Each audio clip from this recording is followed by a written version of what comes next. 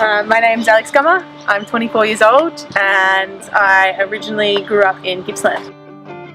My dad and my brother used to play, so all growing up I was dragged, to watch my brother play, watch my dad play, and just having to kick around in the backyard with the family. And I guess that's where my passion started. I then egged mum and dad to let me play. So I think I was 5 and I joined the under-8s Drouin Dragons. Had a few times I trialled for Melbourne Victory and I wasn't quite successful. For me that only made me more determined. So one season there was an opportunity to go and trial at Adelaide United. You had to pay for your own flights and everything to get over there. But for me, I thought that why not give it a shot? You've got nothing to lose. And I was fortunate enough to be selected in that squad. I moved to Adelaide for 6 months and played my first W-League season, and that was something that I'll never forget. Just being involved in the W-League has been great.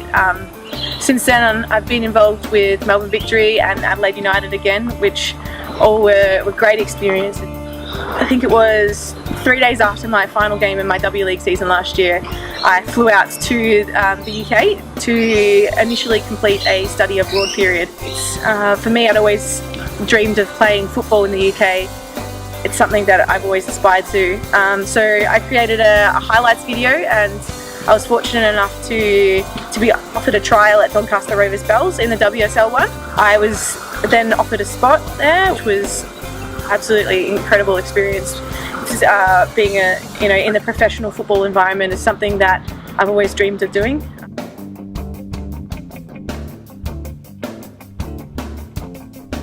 For me, having a life outside of football is something that's really important. Obviously, being female athletes right now, it's really hard to make it a profession out of it.